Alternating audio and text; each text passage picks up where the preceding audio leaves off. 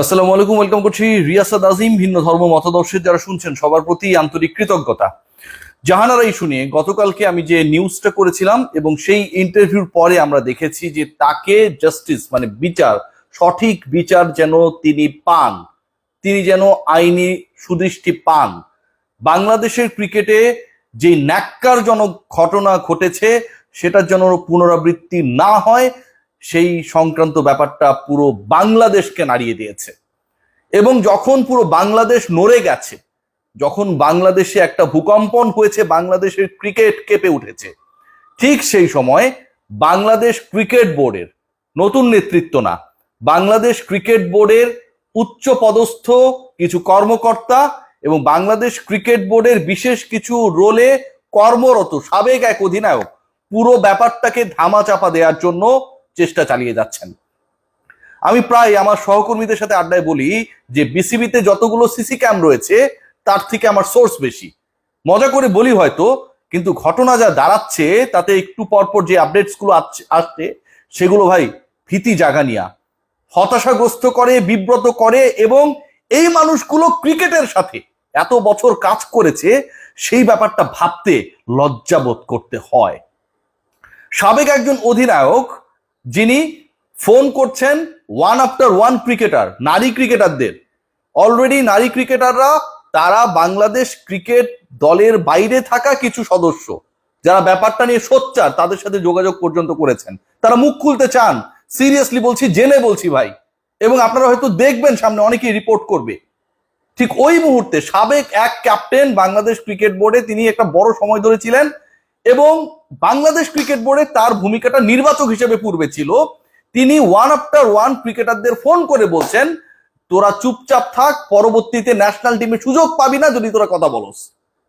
Seriously ভাই, cricket বোর্ডের উচ্চ পদস্থ একজন কর্মকর্তা, আমি এরপরের ভিডিওতে হয়তো তার নামও বলে দিব, তিনি যদি না শুধরান, ইউ নো অল মি, আমি কি করতে পারি।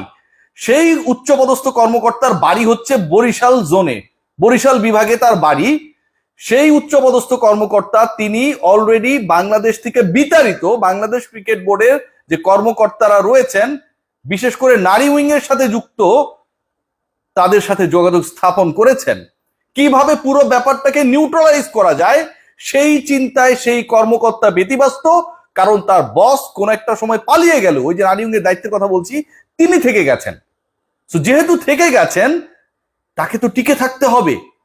এই যখন সিচুয়েশন, তখন আমরা একটা টেকনিক্যাল মিডিয়া ট্রায়ালের চেষ্টা দেখেছি। আপনাদেরকে কিছু প্রমাণ দিয়ে দিচ্ছি। এবং সেই জায়গাটায় বাংলাদেশ ক্রিকেট বোর্ডের এই কুকর্মের সাথে জড়িত বিতর্কিত কর্মকর্তারা ফেসে গেলেন। কি করে ফেসে গেলেন দেখুন। আপনারা স্ক্রিনে নিশ্চয়ই দেখতে পাচ্ছেন যে একটা ইন্টারভিউ চলছে কোন একটা প্ল্যাটফর্মে, চলতেই পারে, যে কোনো প্ল্যাটফর্ম ইন্টারভিউ করতেই পারে যে কারো, সেটা নিয়ে আমার কোনো আপত্তির জায়গা নেই। এবং সেই ইন্টারভিউ যিনি দিচ্ছেন তিনি নিজে অভিযুক্ত। শফিউল আলম চৌধুরী নাদেল তিনি নিজেই অভিযুক্ত। জাহানারা যে অভিযোগ করেছেন যাদের ব্যাপারে, তার অভিযোগের তালিকায় তার নামও রয়েছে। তিনি তো চেয়ারম্যান হিসেবে এটাকে সেটেল ডাউন করতে পারেন নাই। সেই তিনি যিনি নিজে অভিযুক্ত, অপর যারা ম্যাসিভ ক্রাইম করেছে, অপকর্ম করেছে, নির্যাতন করেছে, সেই মানুষগুলোর পক্ষে সাফাই গিয়েছেন। তিনি এটাও বলেছেন অমুক তো এখন মারা গেছে, এতদিন পরে এই আলোচনাটা আসলে আসাটা কতটুকু, মানে কেউ যদি মইরা যায়, মনে করেন আমি আজকে মইরা গেলাম, কিন্তু আমি এর আগে আকাম করে বেড়াইছি, এটা কাউরে বলা যাবে না, এটা কাউরে বলা যাবে না। আপনি প্রমাণ খুঁজেন, ভার্বাল অ্যাবিউজ করা হচ্ছে সেটা প্রমাণ আপনি কোথায় পাবেন?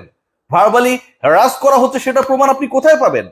জাহানারার পিরিয়ড কবে শেষ হবে আর কবে জাহানারাকে কাছে নেবে সেই বিখ্যাত সাবেক বাঁহাতি পেসার, এই খবরটা কি তিনি কোনো লাইভে এসে বলেছিলেন ফেসবুকে? তিনি মাইক্রোফোন নিয়ে লাউড স্পিকার অন করে বলেছিলেন? কোনো জনসভায় বলেছিলেন? নাকি কোনো ডিভিডি প্লেয়ার বাজারে ছেড়ে দিয়েছিলেন? নাকি কোথাও পোস্টারিং করেছিলেন? প্রমাণ খোঁজেন। একটা নারীকে অপদস্থ করতে, ছোট করতে এত বড় ঘটনা ঘটে গেল, সেই ব্যাপারে আপনাদের বিন্দুমাত্র লজ্জা লাগে না? আপনারা প্রমাণ খোঁজেন। আমাকে কেউ কোন একটা পশুর বাচ্চা বলে গালি দিল, কাছে আইসা প্রমাণ দিব আমি? বাংলাদেশ ক্রিকেট বোর্ডের ভেতরে এই নির্যাতকদের বসবাস। ইন্টারেস্টিং পার্ট কি জানেন? ধরা খেলো কিভাবে দেখেন, খুবই ইন্টারেস্টিং। আমার ভিডিওটা প্লিজ দেখবেন। যখন এই ঘটনাটা ঘটলো, মানে ওই যে ইন্টারেস্টিং কথাটা বললাম যে এক জায়গায় এসে তারা হচ্ছে ইন্টারভিউ দেওয়া শুরু করলো, ঠিক ওইখানটায় গিয়ে বাংলাদেশ জাতীয় দলের সাবেক ক্যাপ্টেন রুমানা আহমেদ তিনি কমেন্ট করেছেন। দেখুন, নাদেল সাহেব ভালো ভালো কথা বলছেন, হ্যাঁ এগুলো আমরা জানি না, হয় নাই, এটা ওটা হেন তেন, সেখানটায় রুমানা কমেন্ট করেছেন। রুমানা কমেন্ট করেছেন কি দেখেন, এটা রুমানার পার্সোনাল ফেসবুক অ্যাকাউন্ট, আমি শিওর হয়ে বলছি, ঠিক আছে, এমন না যেটা অন্য কোনো রুমানা বলেছে, অন্তত আমার তো সেই জাস্টিফিকেশন করার সুযোগটা রয়েছে। লিখেছে, নাদেল স্যার খুব ভালো বলেছেন, থ্যাংক ইউ স্যার। স্যার আপনি কয়বার মেয়েদের প্র্যাকটিস দেখেছেন আর কয়বার মাঠে এসেছিলেন জানো, প্রশ্ন করেছে। এই যে মিস্টার নাদেল সাহেব, তিনি বিদেশ থেকে দেশে ভার্চুয়ালি চলে এসেছেন, যোগ দিয়েছেন, কনফারেন্সে যোগ দিয়ে দিয়েছেন, কিন্তু তিনি কতবার মেয়েদের প্র্যাকটিসে মাঠে গিয়েছিলেন সেই প্রশ্ন তুলেছে রোমানা। তার মানে তিনি যেহেতু মাঠে যায় নাই, ট্রেনিং সেশন দেখেন নাই, তার এই বড় বড় কথা, এবং ওই ট্রেনিং সেশনে যখন ফিজিক্যালি অ্যাবিউজ করা হতো ক্রিকেটারদেরকে, সেই ব্যাপারে তার মুখ কথা বলা, সেই ব্যাপারে তার অন্যদেরকে, শয়তানদেরকে বাঁচানোর চেষ্টা করাটা হাস্যকর। মনে পড়ছে না, পরে লিখেছে রোমানা, তার মনে পড়ছে না, কারোই মনে পড়েনি। রোমানার এই স্টেটমেন্টটা কি ইন্ডিকেট করে জানেন? এই স্টেটমেন্ট 100%, 1000%, 1,00,000% ইন্ডিকেট করে যে এই ক্লেমস গুলো জাহানারা আলম করেছেন আমার ইন্টারভিউতে, যে ডিউরিং দ্য প্র্যাকটিস সেশন মাঠে মঞ্জু গিয়ে এভাবে জড়িয়ে ধরতেন, তার হাত নিচ পর্যন্ত চলে আসতো, কানের কাছে যেতেন, ইভেন খেলা শেষে, সেটা প্র্যাকটিস বা মেইন ম্যাচ শেষে বুকিয়ে জড়িয়ে ধরতেন, সেই ঘটনাগুলো সত্য। যদি সেই ঘটনাগুলো সত্য না হতো, তাহলে সেই ঘটনাগুলো সত্য না, নাদেল যখন এই কথা দাবি করেছেন তখন জাহানারার কথা ভুলে যান, পৃথিবীতে জাহানারা নামে কোনো কিছু নেই। রুমানা আহমেদ গিয়ে ওই ভিডিওতে কমেন্ট করে যখন বলেন, নাদেল স্যার আপনি মাঠে কয়বার গিয়েছিলেন, কয়বার প্র্যাকটিস সেশন দেখেছেন, আমার তো মনে পড়ছে না, এটা মিন করে বুঝিয়ে দেয় যে মাঠে মেয়েরা এসবের শিকার হয়েছিলেন। গতকালও রুমানা তার পেজ থেকে, ফেসবুক পেজ থেকেও স্ট্যাটাস দিয়েছেন স্পিচলেস। সত্যি ভাষা হারিয়ে ফেলছি, এই নির্লজ্জরা আমাদের সমাজে আমাদের এত কাছাকাছি বসবাস করে। বাংলাদেশের দুই সাবেক গ্রেট মাশরাফি বিন মুর্তজা এবং তামিম ইকবাল স্ট্যাটাস দিয়েছে। আমরা তামিমদেরকে অনেক গালাগালি করি, ম্যাচকে নিয়ে অনেক কথা বলি, but end of the day আপনি দেখেন, যখন ওই আওয়ামী লীগ সরকারের সাবেক এমপি নাদেল সাহেব ব্যাপারটাকে জাস্টিফাইড করার চেষ্টা করেছেন, মিডিয়ায় কি করছেন আমি জানি না, বাট বের করে ফেলবো, কোনো ব্যাপার না, তখন একই সরকারে থাকা, একই ইলেকশনে ইলেক্টেড হওয়া মাশরাফি বিন মুর্তজা ঠিক উল্টো অবস্থান নিয়েছেন। ক্রিকেটের স্বার্থে, একজন ক্রিকেটারের রক্তে ক্রিকেট, একজন ক্রিকেটার স্পন্দনে ক্রিকেট, মাশরাফি বিন মুর্তজা একজন রাজনীতিকের থেকে অনেক বড় ক্রিকেটার, বাংলাদেশের ক্রিকেটের মহিরুহ, রোমানাদের, জাহানারাদের, সালমাদের অভিভাবক। তিনি বিচার চেয়েছেন, সুষ্ঠু তদন্ত চেয়েছেন।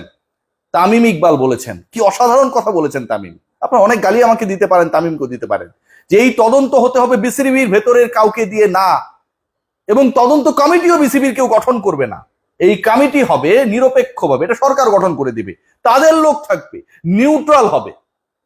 যেই ক্রিকেট বোর্ডের এই মুহূর্তে শীর্ষ পদে বসে থাকা কোন এক বেতনভুক্ত কর্মকর্তা অলরেডি পলাতকদের সাথে যোগাযোগ শুরু করে দিয়েছেন,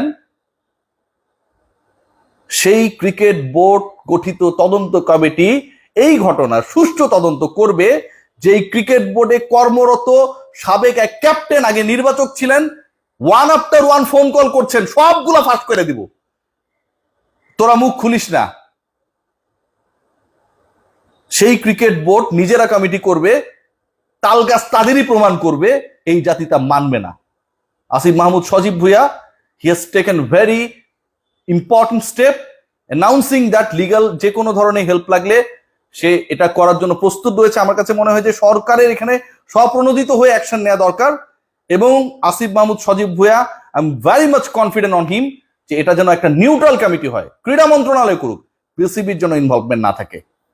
এরপরে যে স্টোরিগুলো আসছে আপনাদের মাথা খারাপ করে দিব। আগামী সপ্তাহটা বাংলাদেশ শুধু ভূমিকম্পে কাঁপবে, দেখেন কি আসছে। সবাই ভালো থাকবেন।